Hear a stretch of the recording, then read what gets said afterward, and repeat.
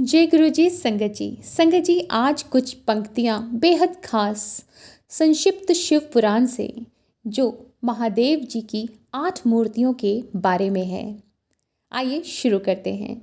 उन देवाधिदेव महादेव जी की जो 8 मूर्तियाँ हैं तत्स्वरूप ही यह जगत है। उन 8 मूर्तियों में यह विश्व उसी प्रकार ओतप्रोत भाव से स्थित है जैसे सूत में मनके पिरोए जाते हैं।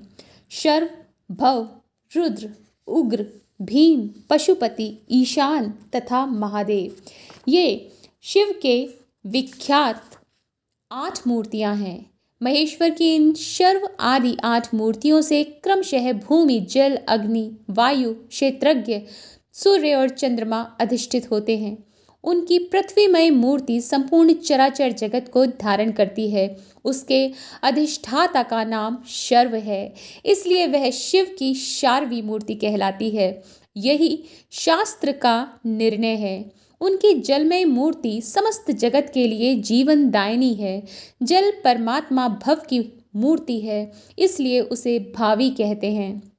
शिव की तेजोमय शुभ मूर्ति विश्व के बाहर भीतर व्याप्त होकर स्थित है। उस घोर रूपिणी मूर्ति का नाम रुद्र है, इसलिए वह रौद्री कहलाती है। भगवान शिव वायु रूप से स्वयं गतिशील होते और इस जगत को गतिशील बनाते हैं, साथ ही वे इसका भरण पोषण भी करते हैं।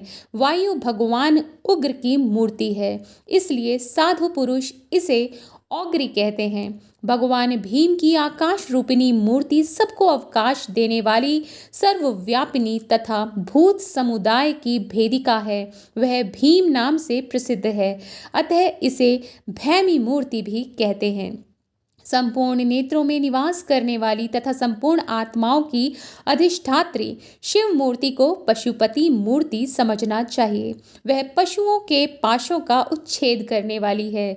महेश्वर की जो ईशान नामक मूर्ति है वही दिवाकर यानी सूर्य नाम धारण करके संपूर्ण जगत को प्रकाशित करती हुई आकाश में विचरती है, जिनकी किरणों में अमृत भरा है और जो संपूर्ण विश्व को उस अमृत से आप्यायित करते हैं। वे चंद्रदेव भगवान शिव के महादेव नामक विग्रह हैं, अतः उन्हें महादेव मूर्ति कहते हैं। यह जो 8वीं मूर्ति है वह परमात्मा शिव का साक्षात स्वरूप है तथा अन्य सब मूर्तियों में व्यापक है, इसलिए यह संपूर्ण विश्व शिव रूप ही है। जैसे वृक्ष के जड़ सींचने से उसकी शाखाएं पुष्ट होती हैं, उसी प्रकार भगवान शिव की पूजा से उनके स्वरूप भूत जगत का पोषण होता है। इसलिए सबको अभय दान देना, सब पर अनुग्रह करना और सबका उपकार करना यह शिव का आराधन माना गया है। जैसे इस जगत में अपने पुत्र पौत्र आदि के प्रसन्न रहने से पिता पितामह आदि को प्रसन्नता होती है,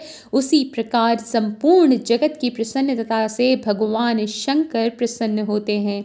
यदि किसी भी देहधारी को दंड दिया जाता है तो उसके द्वारा अष्टमूर्तिधारी शिव का ही अनिष्ट किया जाता है, इसमें संशय नहीं है। 8 मूर्तियों के रूप में संपूर्ण विश्व को व्याप्त करके स्थित हुए भगवान शिव का तुम सब प्रकार से भजन करो, क्योंकि रुद्रदेव सबके परम कारण है। हर हर महादेव। ओम नमः शिवाय। शिव जी सदा सहाय।